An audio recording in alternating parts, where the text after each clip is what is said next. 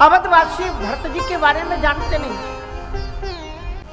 कि भरत जी का स्वभाव कैसा है, भरत जी का राम का प्रेम कैसा है। कुछ लोगों का मतलब एक भरत कर सम्मत कहाँ ही, कुछ कहते हैं राम के वनगमन में भरत का भी हाथ है, और कुछ कहते हैं एक उदास भाई सुन रहे हैं, सुनते ही सन्नाटा। ना ना ना, भरत के बारे में ऐसा मत सोचना।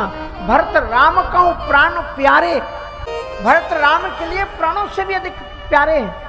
सुकृत जाएं असकहत तुम्हारे, भरत के संदर्भ में ऐसा कहने से तुम्हारे पुण्य नष्ट हो जाए। पुरजन मिलहि न कहाए कछु, गवहि जुहारहि जाए। नागरिक मिलते हैं, भरत को प्रणाम करते हैं, पर कुछ कहते नहीं। भरत को चुपचाप प्रणाम कर लेते हैं और अपने सिर के गमछे को उतार करके अपनी आंखों को पोंछ करके पपक करके रोते हुए चले जाते हैं अपने घर। भरत जब रोते हुए लोगों को देखते हैं तो अंदर से हिल जाते हैं कि क्या हुआ है, ऐसी कौन सी बड़ी घटना यहां पर घट गई कि पूरी अयोध्या के आदमियों को तो छोड़ो, जीव जंतु तक, कुत्ते भी रो रहे। भरत कुशल ना पूछ सक। अयोध्यावासी मिलकर प्रणाम करते हैं, पर भरत किसी से पूछते नहीं है कि क्या हुआ है, सन्नाटा क्यों पच रहा है, क्यों नहीं पूछ रहे हैं। भरत कुशल ना पूछ सक भय विषाद बन गए। उनको डर लगता है कि न जाने इतनी कौन सी भयानक घटना घटी है जिस घटना का प्रभाव अयोध्या के आदमियों की बात तो छोड़ो, जीव और जंतुओं पर, जास वियोग विकल पशु ऐसे।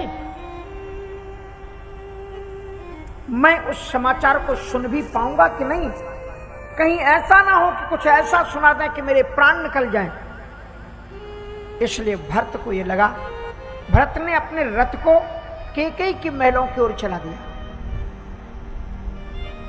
अयोध्यावासी एक दूसरे को इशारा करते हैं, कहा देखो हम कह रहे थे ना कि भरत का हाथ होगा। इस समय दशरथ जी का शरीर कौशल्या के महलों में है और ये अपनी मां की ओर जा रहे हैं, पर उन लोगों को मालूम ही नहीं था कि वशिष्ठ जी ने जो दूत भरत जी को बुलाने गए थे उनको मना कर दिया था कि कुछ भी अयोध्या के बारे में बताना मत, इतने ही कहो भरत सन जाई गुरु बुलाए पठाए दो भाई। इसलिए भरत जी को कुछ नहीं मालूम है कि अयोध्या में हुआ। भरत जी को यह लगा कि कोई बड़ी भयानक घटना घटी,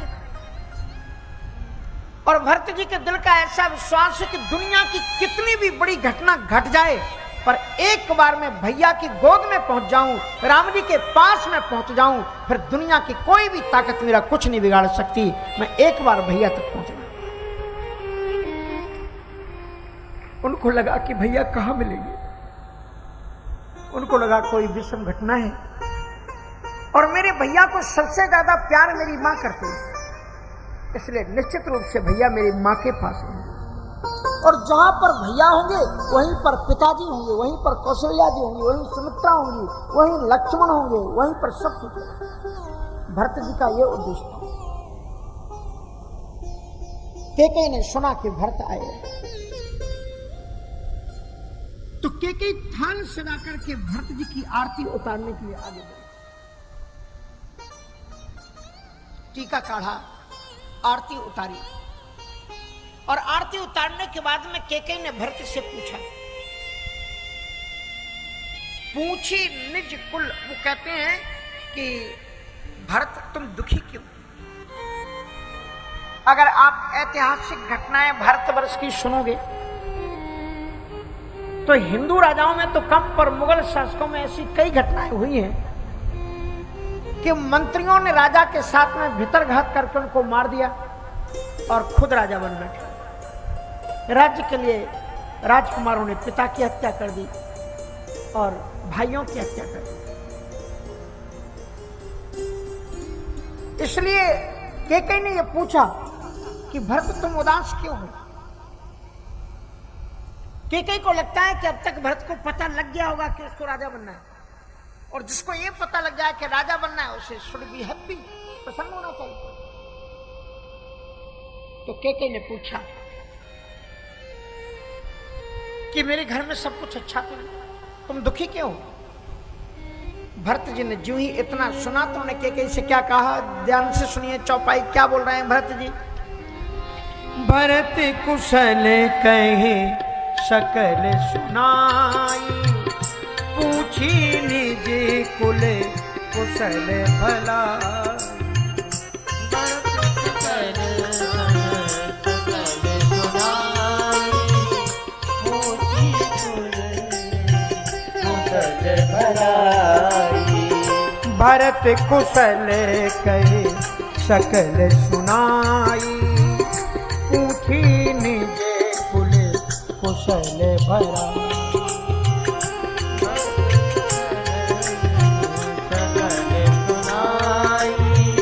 पूछी निज कुल कुशल भलाई।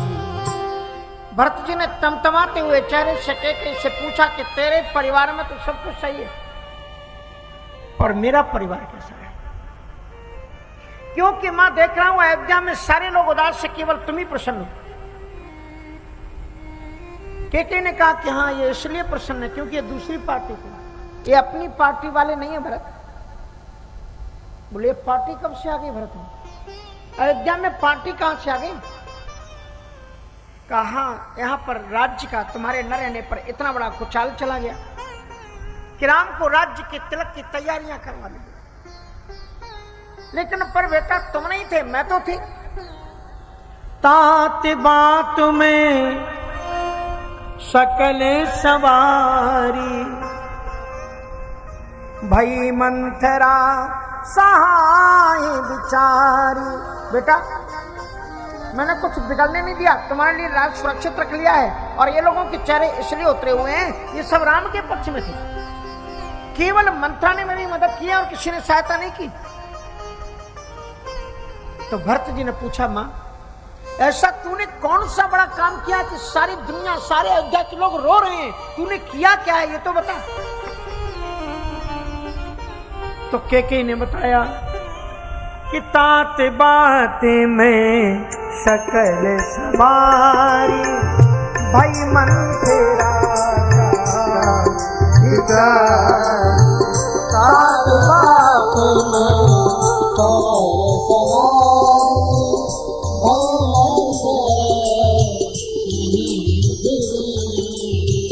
कछुक खोज विधि बीच बिगारू,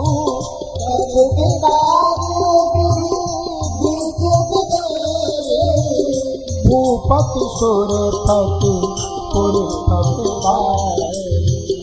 भूपति सुरपति पुरपति। बेटा जब बड़े बड़े काम होते हैं तो कुछ बिगड़ भी जाता है, कुछ बिगड़ गया।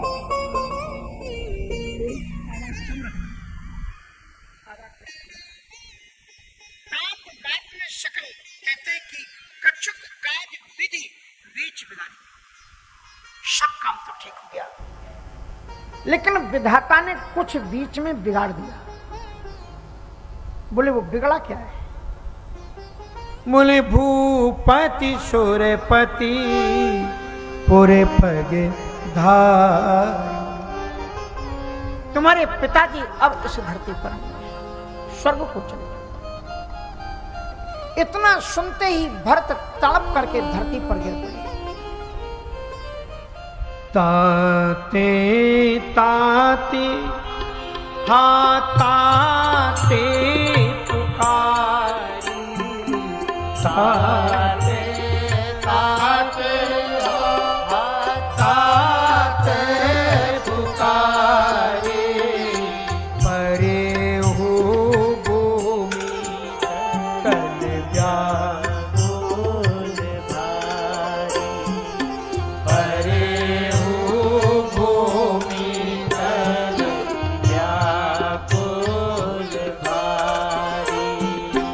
चलते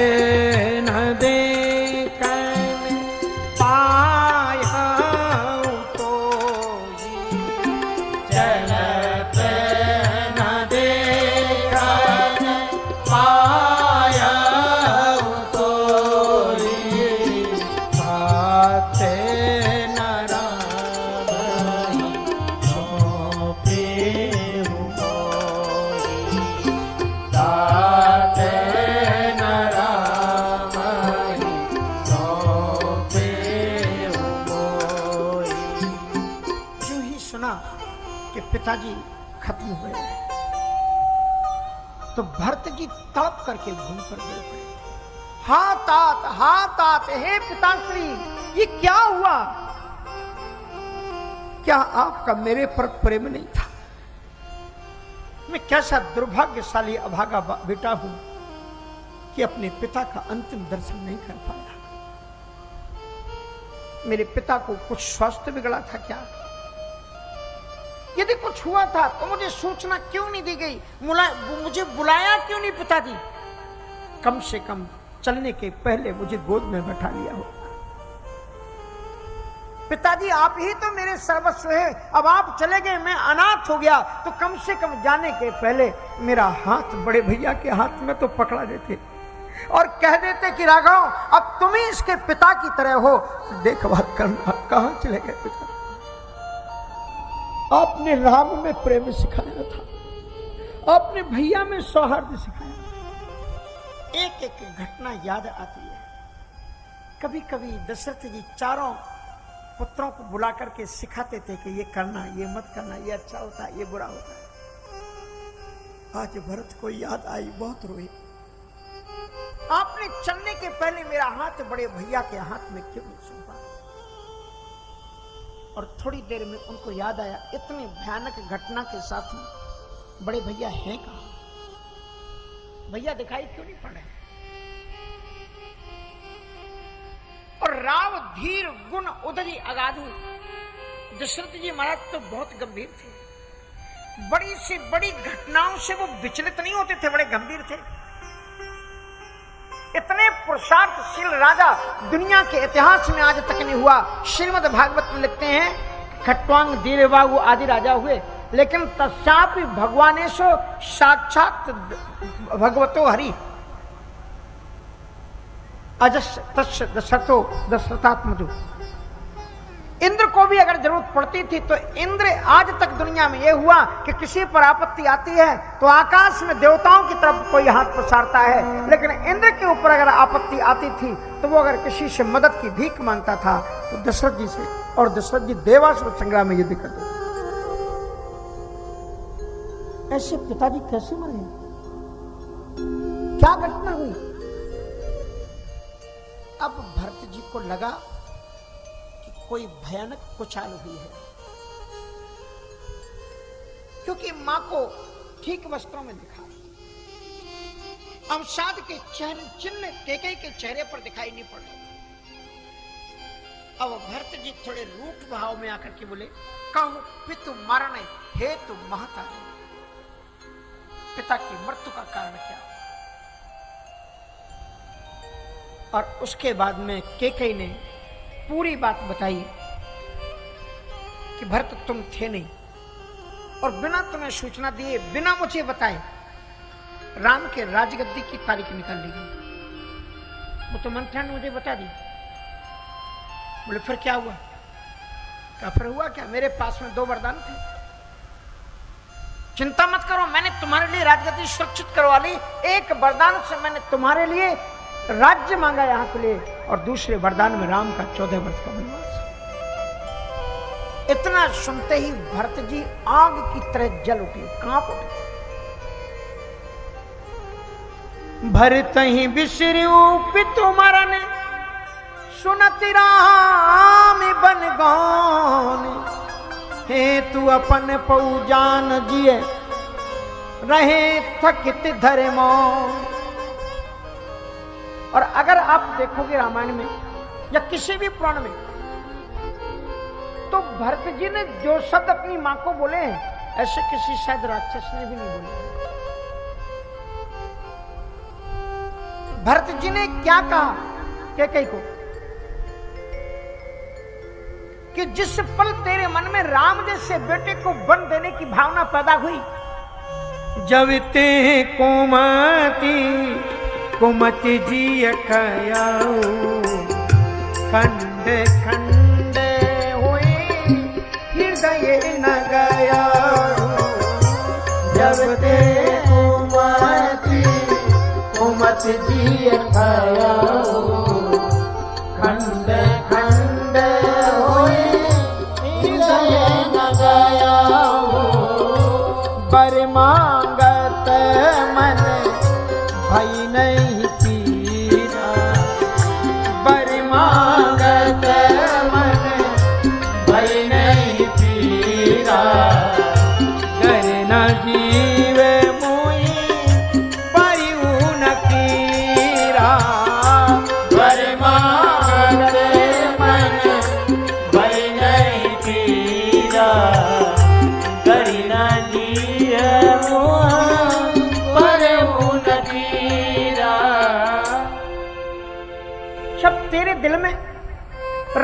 से बेटा जो तेरे से कितना प्रेम करते थे, प्रातः काल उठ करके राम तेरे पास आते थे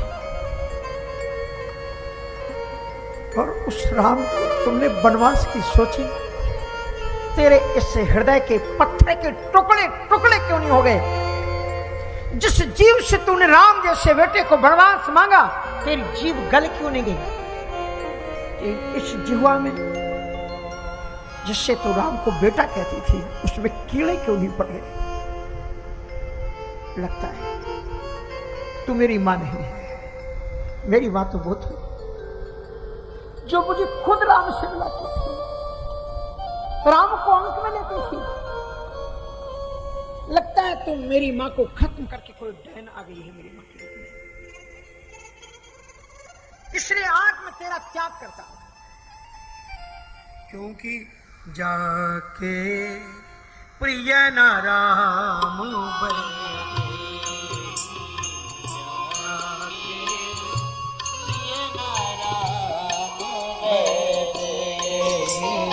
जाके प्रिय न राम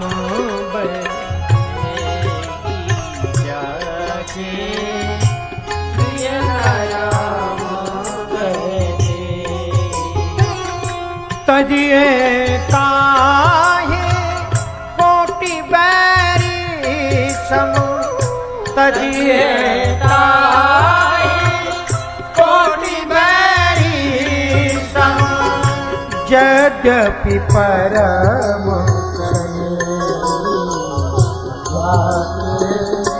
प्रिय न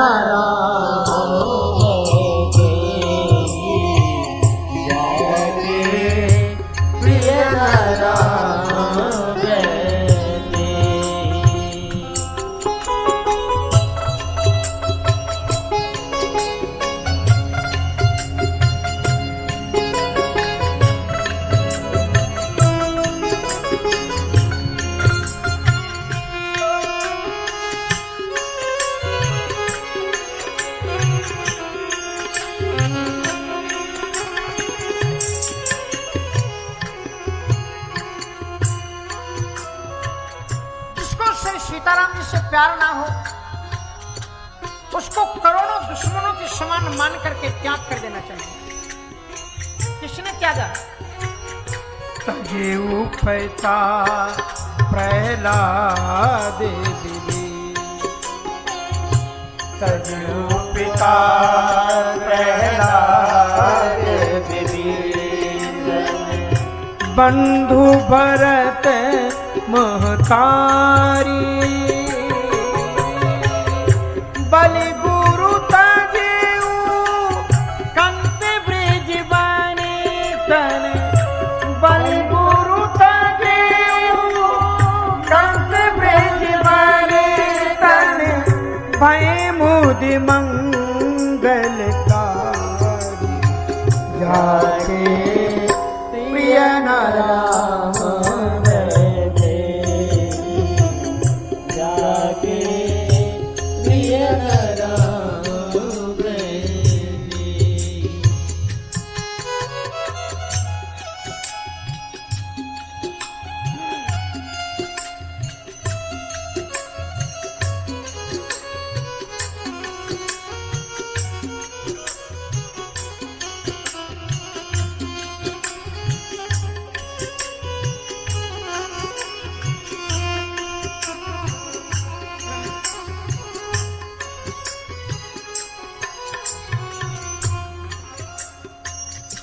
तुलसी सोई सब भांति परम हित सुहृदि सुसेव जान ओ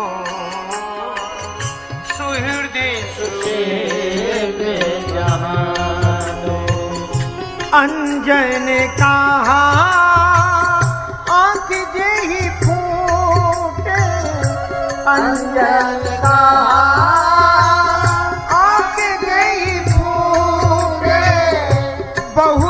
कि कहाँ हूँ कहाँ जाके प्रिय नारायण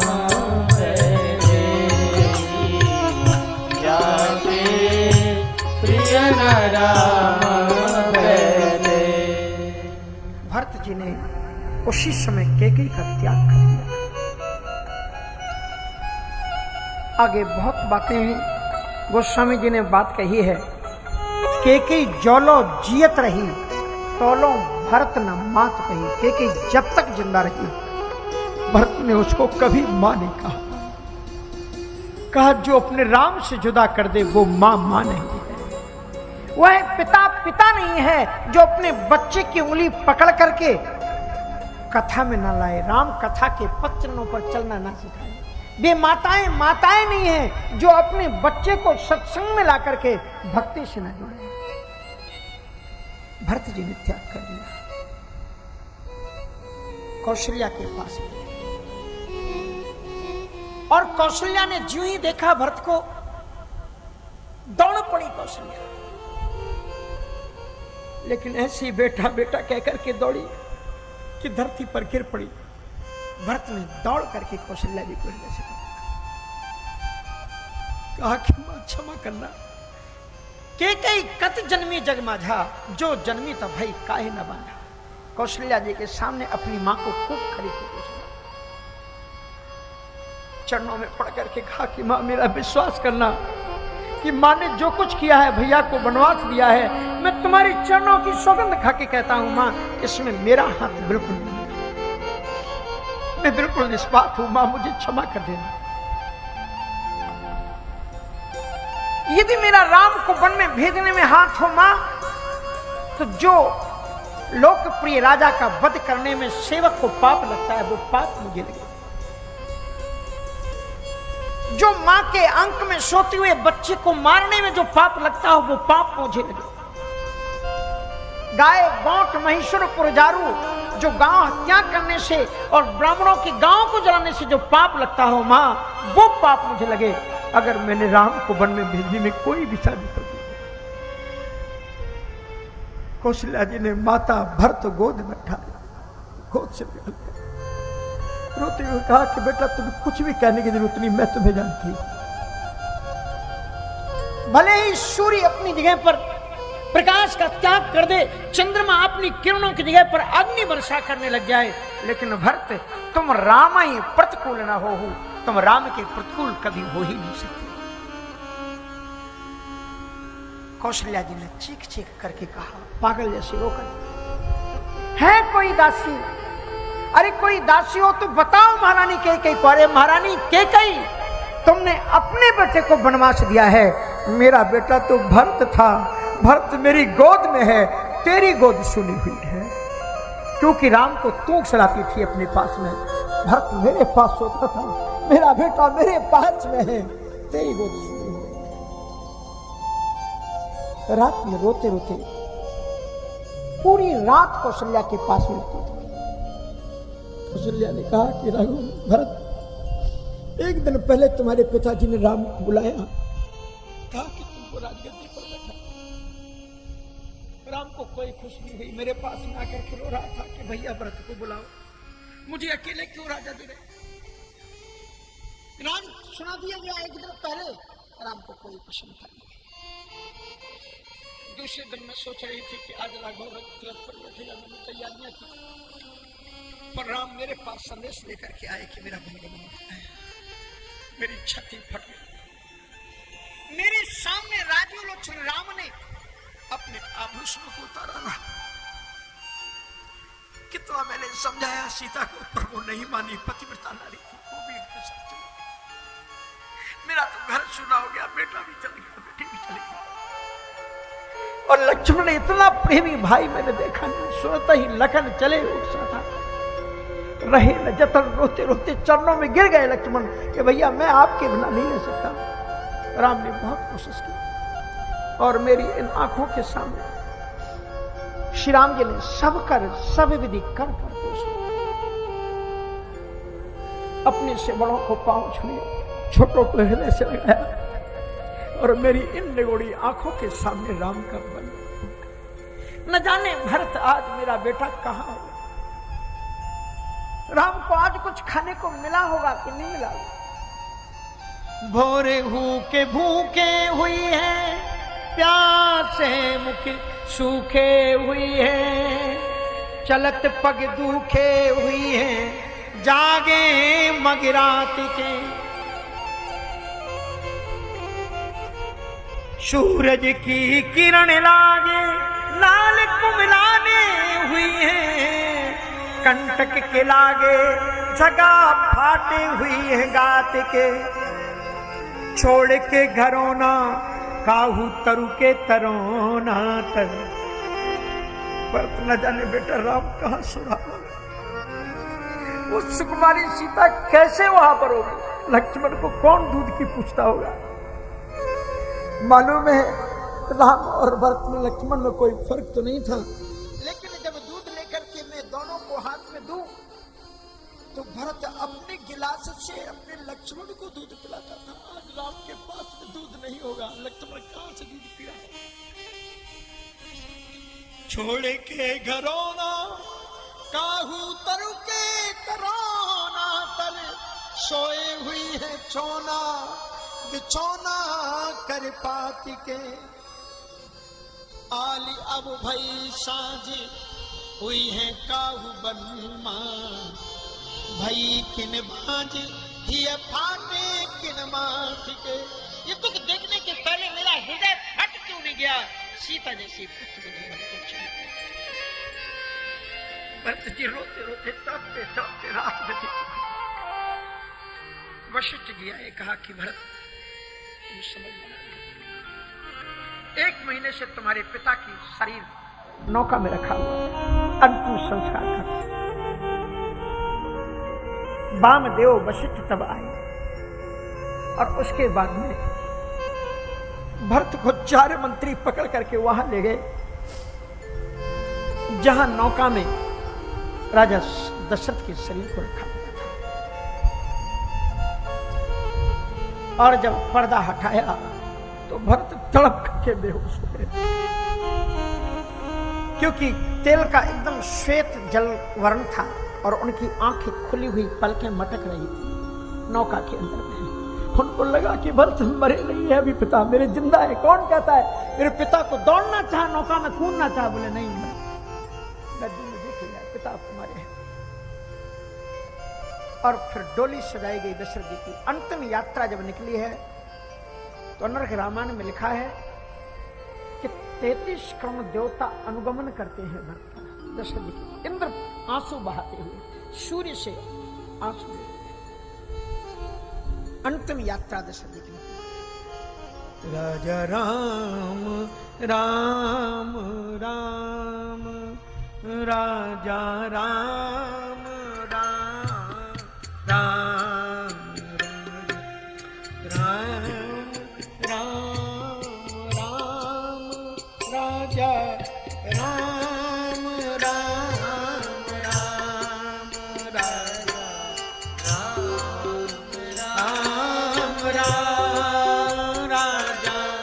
राम राम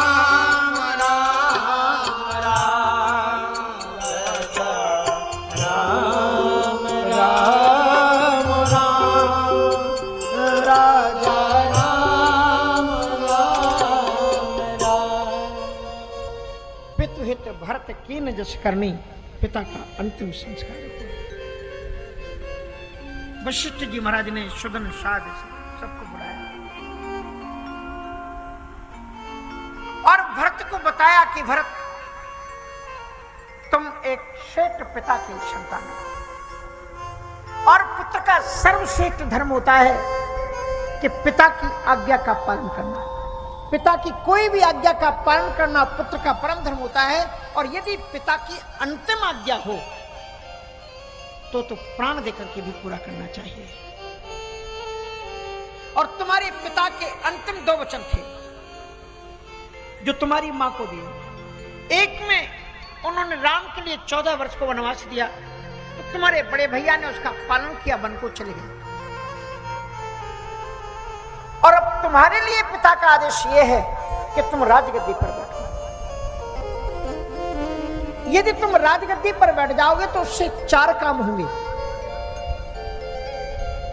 एक तो ये पृथ्वी संभल जाएगी, राज्य संभल जाएगा। तुम्हारे पिता स्वर्ग में बैठे, उन्हें संतोष होगा क्योंकि तुमने उनकी आज्ञा का पालन किया।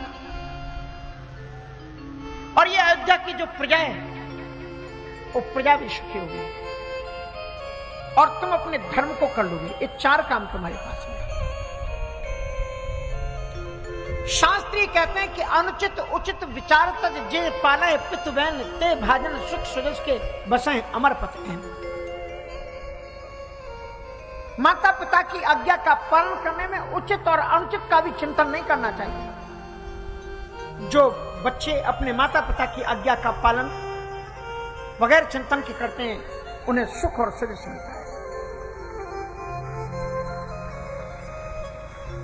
पर भरत जी कहते हैं, भरत जी का एक क्रांतिकारी चरित्र है।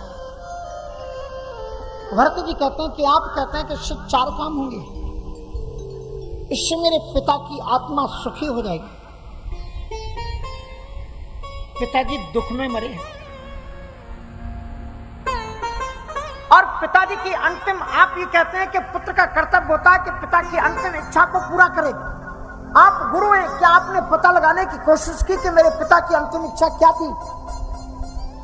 उन्होंने मां के सामने स्पष्ट कहा था कि केके मेरी एक ही इच्छा थी कि मैं राम को राजा बना दूं। तूने उस मनोरथ रूपी बिंब को उठा करके फेंक दिया। मेरे पिता की इच्छा मुझे राजा बनाने की नहीं थी, मेरे पिता की इच्छा राम को राजा बनाना। और यदि मैं सच्चा पुत्र हूं तो वो करना चाहिए जो मेरा पिता दिल से चाहता था, इसलिए मैं वो करूंगा जो मेरे पिता दिल से चाहते। अरे मैं जीते जी तो पिता को सुख कुछ दे नहीं सका, कम से कम मरने के बाद तो गुरुजी मुझे ऐसा काम करने दो कि मेरी पिता कह सके, स्वर्ग में भी मेरे पिता कह सके कि मेरा बेटा है भरत, वही किया जो मैं चाहता था। पुत्र वो होता है कि जो पिता काम ना कर पाया हो उसके सपनों को पूरा कर दे, वो पुत्र है। इसलिए मेरे पिता चाहते थे कि राम राजा बने, तो यदि मैं सच्चा पुत्र हूं तो मैं भैया को वापस लाऊंगा और उन्हें राजा बनाऊंगा। ये कर्तव्य है मेरा। आप कहते हैं कि मैं राजा बन जाऊंगा तो पृथ्वी समझ जाएगी। अरे मुझे राजा अभी नहीं बनाया गया, मेरी मां ने केवल मेरा नाम प्रस्तावित किया और मैं इतना दुर्भाग्यशाली हूं कि राज्य के लिए नाम लेने पर 2 घटनाएं घट गई। भैया का वनवास हो गया और पिताजी की मृत्यु हो गई। जिसके नाम लेने पर भैया का वनवास हो गया, जिसके नाम लेने पर पिता की मृत्यु हो गई, तो मोहि राज घट दई हो जब, मोहि राज हट दई हो जब, रसा रसा कल जाय सबई, रसा रसा कल जाय सबई। ऐसे अभागे भरत को अगर राजा बनाया तो पृथ्वी पाताल को चली गई। आप कहते हैं कि मेरे पिता ने वचन को रखने के लिए अपने राम को वनवास दे दिया और राम के प्रेम में अपने शरीर का त्याग कर दिया। यदि मेरे पिताजी, गुरुजी मैं आपसे पूछता हूं कि अगर मेरे पिताजी मुझे राजा बनाना चाहते थे,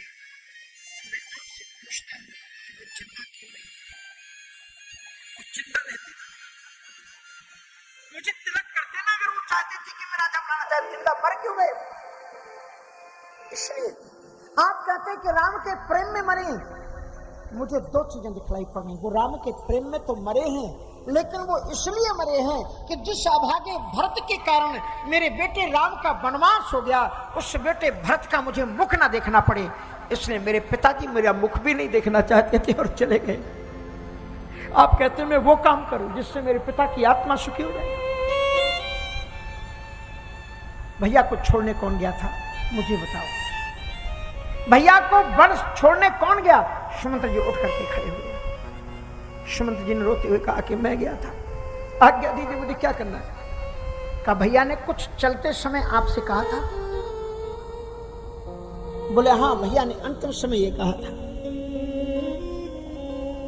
कि पगी पर करियो प्रणामी बहोरी, कभी निहु सोच करे जने मोरी।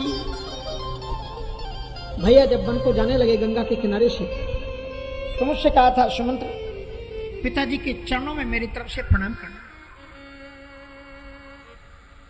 भरत जी ने कहा कि मंत्रीमान आप बात को इधर उधर मत टालिए, मैं ये नहीं पूछ रहा हूं कि भैया ने पिताजी के लिए क्या कहा था, मैं ये पूछ रहा हूं कि भैया ने मेरे लिए क्या कहा था, कुछ संदेश दिया था कि नहीं, कि अगर भरत आए तो क्या कहना। बोले फिर उन्होंने ये कहा था कि पूरी प्रजा से ये कहना कि सोई सब भांति मोरे हितकारी, जहिते रह नरनाहु सुखारी, वही मेरा हित चिंतक होगा जो मेरे पिताजी का ध्यान रखे। बोले सुमंत्र जी आप बार बार बात को इधर उधर भटका रहे हो, मैं आपसे ये पूछ रहा हूं कि मेरे लिए भैया ने क्या कहा। बोले आपके लिए जो भैया ने कहा, सुमंत्र ने कहा कि मैं कह नहीं सकता, क्योंकि राम जी पूरी बात कह नहीं पाए और उनके आंखों में आंसू आ गए थे। आपके लिए संदेश तो दिया है, पर आपको संदेश देते समय राम की आंखों में आंसू थे। भरत जी ने कहा जो भी संदेश हो भैया का मुझे सुनाओ। का भैया ने कहा सुमंत्र जब भरत आ जाए तो भरत को राजी तिलक सौंप देना।